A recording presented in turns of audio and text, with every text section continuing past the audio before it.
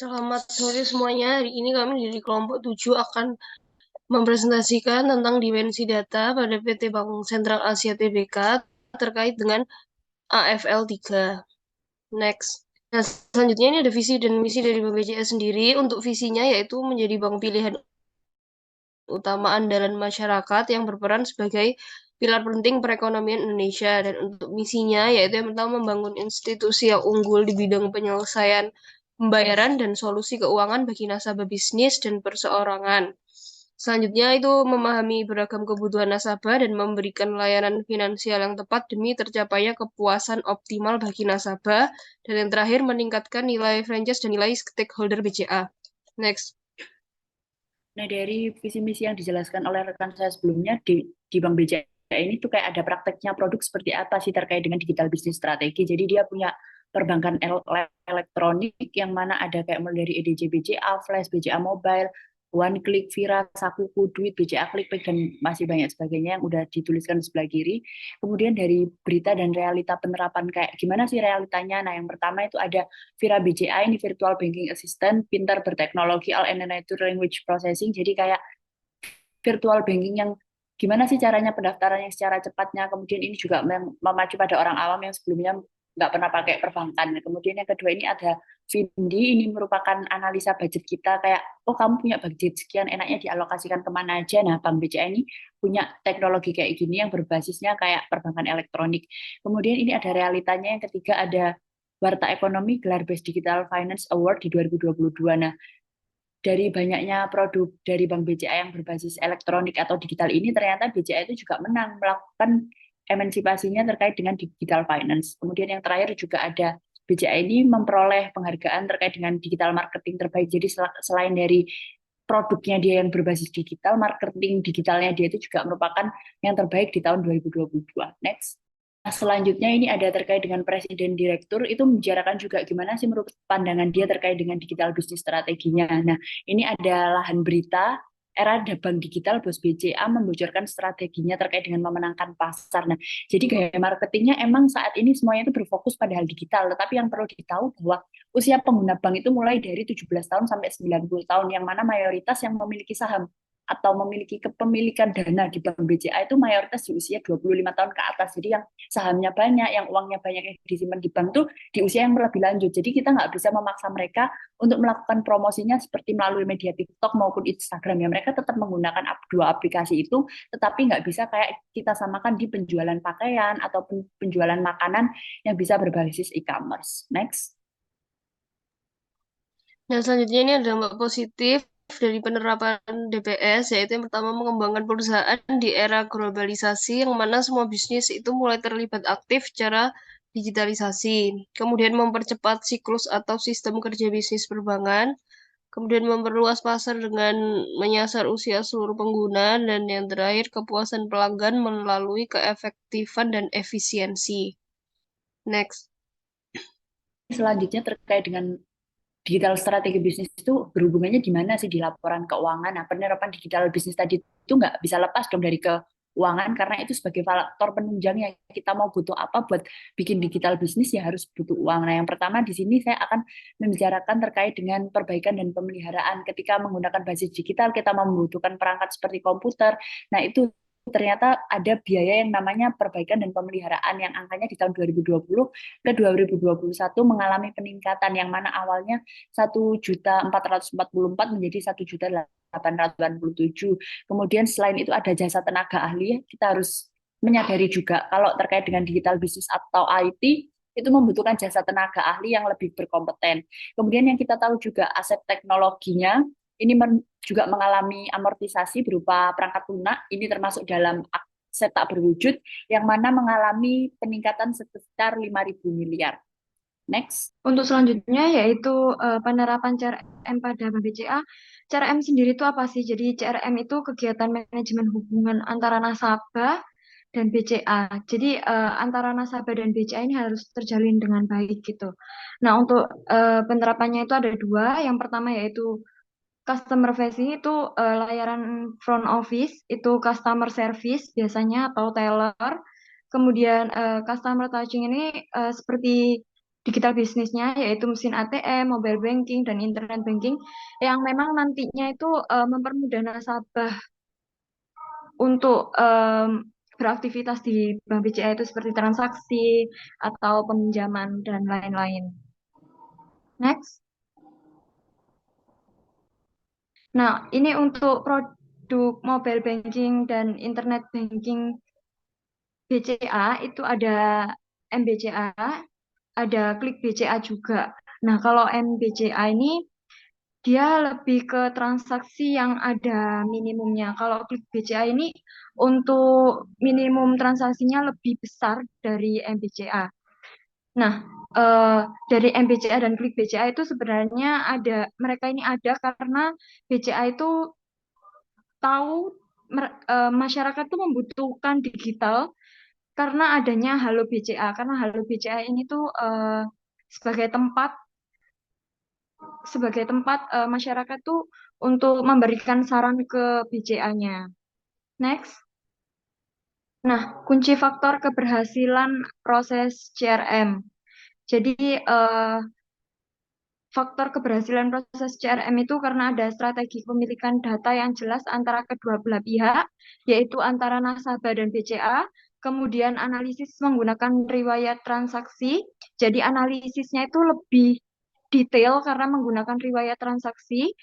Kemudian segi manusia pada sinkronisasi data. Next. Dampak positif dari CRM itu nasabahnya itu bisa bertambah karena penggunaan BCA ini tuh memang sudah terkenal sebagai pilar perbankan gitu kan.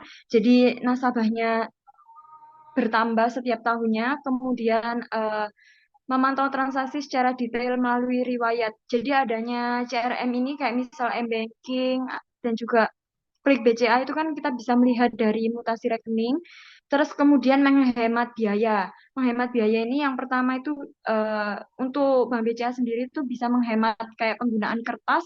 Kalau untuk nasabahnya sendiri itu bisa menghemat bahan bakar. Nah, yang keempat meningkatkan produktivitas. Ini maksudnya kalau misal dalam nasabah itu tidak perlu ke BCA untuk melakukan transaksi hanya sekedar di rumah dan setelah itu bisa melakukan kegiatan selanjutnya. Kemudian pada laporan keuangannya itu terdapat keterkaitan dengan profesi dan komisi, bisa dilihat pendapatannya BCA itu setelah adanya digital bisnis itu semakin melonjak drastis. Kemudian ada beberapa berita juga mengabarkan kalau setelah adanya digital bisnis ini nasabah dari BCA jumlahnya semakin meningkat. Next. Ini untuk berita terkait dari CRM. Jadi banyak masyarakat itu bilang kalau Bank BCA itu pelayanannya itu lebih cepat dan lebih baik dari bank-bank lainnya. Kemudian Bank BCA juga itu tidak membedakan nasabahnya. Jadi mau kalangan atas, tengah atau bawah semuanya disamaratakan dalam melayani. Nah, ini untuk berita terkait mengenai digital marketing antara nasabah dengan Bank BCA-nya. Jadi banyak sekali nasabah yang menggunakan transaksi digital yaitu M-Banking. Kemudian untuk berita selanjutnya juga hampir sama, kenaikan. Next. Selanjutnya akan membahas tentang SCM atau Supply Chain Management pada bisnis digital. Nah, di sini pertama-tama akan melakukan market research gitu. Market research ini BCA akan mencari sumber-sumber, maksudnya meresearch gitu tentang pasar penggunaan nasabahnya. Pasti semua akan sudah mulai bertransaksi di ranah digital kayak gitu. Sehingga selanjutnya dia membuat new product gitu, new product development. Dia membuat produk baru seperti ada Halo BCA, Klik BCA dan lain sebagainya yang sudah disebutkan tadi. Dan yang ketiga, akhirnya dia melakukan selling atau marketing pada SCM ini gitu. Next. Nah, ini untuk implementasinya. Jadi dia melakukan SCM ini dari pemasok hingga distributor. Yang pertama dia menjalin kerjasama. Jadi BCA tuh terus melakukan kerjasama yang kuat, menjalin kerjasama yang kuat, serta dia juga menjaga komunikasi yang baik gitu dengan mitra-mitra perusahaannya. Terus kalau selanjutnya dia terkait dengan collection-nya, dia meningkatkan layanan di bidang solusi pembayaran dan penagihan gitu, baik untuk skema B2B maupun B2C, buyer to buyer ataupun buyer to customer. Yang ketiga ini ada API and host to host. Jadi dia menerapkan application programming interface yang membuat perusahaan ini bisa langsung terkonek gitu dengan layanan perbankan melalui platformnya BCA. Yang keempat itu ada integrated procurement. Nah, dia ini melakukan mengadakan pengadaan yang terintegrasi gitu. Jadi dari proses budgetingnya maupun rekrutmennya, terus habis itu pembuatan kontraknya atau sewa menyewa, pemeliharaan gedung, dan sampai pembayarannya itu tuh udah terintegrasi gitu. Dan yang terakhir, BCA ini menerapkan berbagai kebijakan. Jadi yang pertama ini ada mengatur proses procurement-nya. Jadi dia membuat kebijakan untuk menseleksi vendor, termasuk procurement-nya, kompetensi bagi pemasoknya, larangan tindakan diskriminasi terhadap pemasok. Nah, jadi kebijakan itu dia buat gitu untuk mengatur SCM ini agar berjalan dengan baik. Yang kedua, dia juga membuat kebijakan untuk mengantisipasi adanya kemungkinan fraud gitu yang dilakukan, yang mungkin terjadi. Yaitu misalnya seperti tindakan korupsi, benturan kepentingan, penyuapan, dan melanggar peraturan perusahaan. Selanjutnya, yang ditemukan ada dampak positifnya, yaitu memberikan kenyamanan, yaitu karena pelayanannya yang sesuai dengan kebutuhan nasabah, jadi membuat nasabah ini lebih nyaman gitu menggunakan BCA. Yang kedua, yaitu pada segi kepercayaannya, jadi meningkatkan keamanan sehingga nasabah ini lebih percaya gitu kepada bank. Yang ketiga, kalau dari sisi laporan keuangan ini bisa dilihat dari laporan keuangan konsolidan. Jadi adanya investasi pada B2B commerce dan yang meningkat sebesar 3,75% dari tahun sebelumnya. Nah, ini itu didapat dari PT Sinbad Karya Perdagangan gitu investasinya. Dan yang keempat ini mendukung praktik bisnis ramah lingkungan karena BCA ini patuh pada tata kelola yang baik dan sejalan dengan konsep lingkungan sosial dan tata kelola.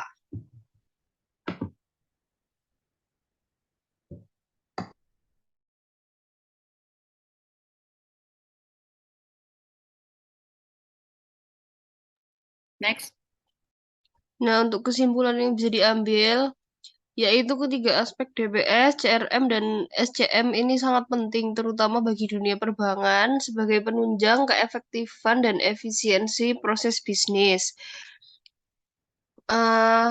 Kemudian untuk saran yang bisa diberikan, yaitu yang pertama dalam menerapkan DBS, CRM, dan SCM, perusahaan itu harus memperhatikan keamanan data, baik internal perusahaan maupun eksternal nasabah.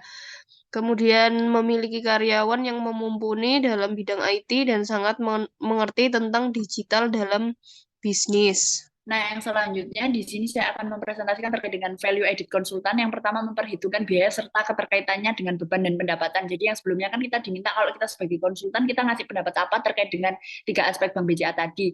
Jadi perusahaannya harus memperkirakan kalau misalkan dia mengeluarkan atau melakukan pembayaran beban misalkan dalam angka 5 miliar. Nah, dia harus tahu dan BEP-nya dalam 5 tahun ke depan itu kira-kira balik modal nggak 5 miliar.